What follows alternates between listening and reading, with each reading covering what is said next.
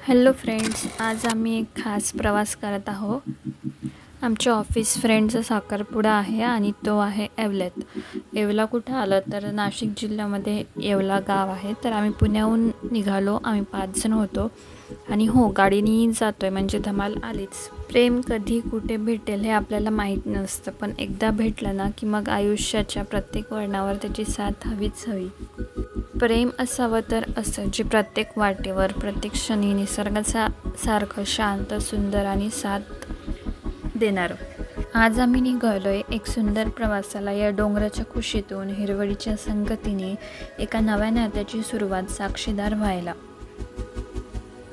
साखरपुडा म्हणजे 2 जीवाचं एकत्र येणं. फक्त अंगठ्यांची देवाणघेवाण नाही, तर स्वप्नांची, विश्वासाची आणि प्रेमाची गाठ.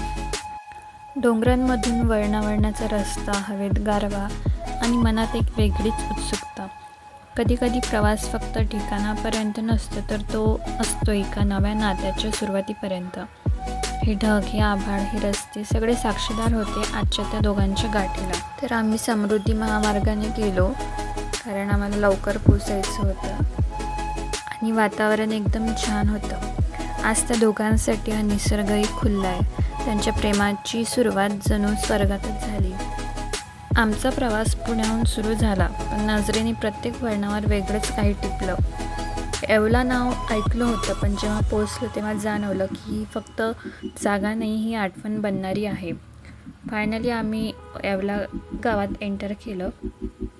इथून 8 ते 9 किलोमीटर हॉलचं डिस्टन्स होतं. तर मधातच आम्हाला शेळी भेटल्या. छान असं व्हिडिओ एक क्लिप केलं तुमच्या आठवणीसाठी. सकाळी 6ला पुण्यावरून निघाल्यावर आम्ही पोचलो 11:30-12पर्यंत येवल्याला.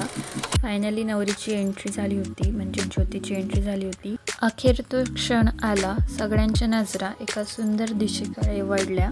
सजलेली ती सुंदर साडी, नाजूक मेकअपमधूनही तेजस्वी दिसणारी आमची ती ज्योती, आज ती फक्त वधू नव्हती, ती होती स्वप्नांची राणी. तिच्या आयुष्याचा हा नवा अध्याय सुरू होत होता. तर इथे दोघांनी एकमेकांना अंगठा घातल्या. एक अशी सुरुवात जिथे प्रेम केवळ भावना नसून आयुष्य बनतं. आज आमची ज्योती इतकी सुंदर दिसत होती की फोटो काढायला वेळ अपुरा पडला. आम्ही भरपूर ज्योतीसोबत फोटो काढले आणि जेवण करून आम्हाला परत निघायचं पण होतं पुणेला. तर इथे आम्हाला परत ज्योती फोटो काढायला बोलवत होती आणि इथे खास सुंदर असे मुलाकडून मुलीला गिफ्ट दिले आणि त्यावर छान असे छोटे छोटे मेसेज लिहिलेले होते. पहाटे उमलते गुलाबाची कळी, सासूबाई मी आहे शंकरपाळी. पैठणी साडीला सोन्याची जरी, मी तर आहे गोड शंकरपाळी. आंबा आहे फळांचा राजा, विहीनबाई उघडून पहा यात आहेत गोड करंजा. नागपुरात संत्री आहेत स्वस्त, उघडा डबा लवकर, बिस्किट करा फस्त. उघडून पाहताच खायला होईल गर्दी, मी तर आहे गोड बर्फी. सनई सौगड्यांच्या सुरात आमचा खास सोहळा रंगत चालला होता आणि त्या मधुर क्षणांचा गोडवा वाढवायला आली होती खास पंगत.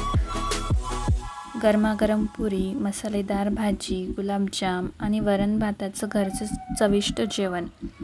या थाळीत प्रेम होतं, आपुलकी होती आणि नव्या नात्यांची सुरुवात होती. असा प्रत्येक घास आठवणींनी भरलेला होता. हसत खेळत बोलत हे जेवण आमच्या लोकांसोबत केल्यावर त्याची खरी चव कळते. हा क्षण, एक अन्न आणि ही आठवण कायमची मनात राहील. ज्योतीचे दादा म्हणजेच नवरीचे दादा आम्हाला खूप आग्रह करत होते गुलाबजाम खाण्यासाठी. त्याच्यानंतर आम्ही ज्योतीला भेट देऊन परत निघालो पुण्याच्या दिशेने. वाटेतच ब्रेक घेऊन चहा घेतला, फ्रेश झालो थोडा वेळ आणि निघालो परतीच्या दिशेने. रस्ता जरी ओळखीचा होता, पण त्या वाटेवरचं सौंदर्य दरवेळी नव्याने भुरळ घालतं. प्रवास आमचा खूप छान होता आणि येवला आणखी कशासाठी फेमस आहे हे तुम्ही नक्की मला कमेंट करून सांगा. गाडीत छान म्युझिक चालू होता आणि मन त्या क्षणात हरवून जात होतं. हा प्रवास केवळ ठिकाणाचाच नव्हता, तर तो होता आठवणीचा, प्रेमाचा आणि निसर्गाच्या सानिध्यात जगण्याचा. कधीकधी वाटतं परतण्याच्या वाटाही खूप काही शिकून जातात. हा अनुभव खूप खास होता. ऑफिस फ्रेंडचा साखरपुडा, नवी ओळखी आणि जुन्या मैत्रीतील मज्जा. कार्यक्रम झाल्यावर आम्ही थोडा वेळ मज्जा मस्ती केली. फोटो, डान्स आणि गप्पा मारल्या आणि सगळे थकलेले होते जाताना. तर कारमध्ये सगळे झोपलेले होते सोडून ड्रायव्हर. तर तुम्हाला हा व्लॉग कसा वाटला नक्की कळवा. आणि हो, लाईक, शेअर आणि सबस्क्राईब करायला विसरू नका. पुणावे गीत वाटे शब्द मिळू दे थांबना. होलकीचा होल तू इतके कळू दे थांबना.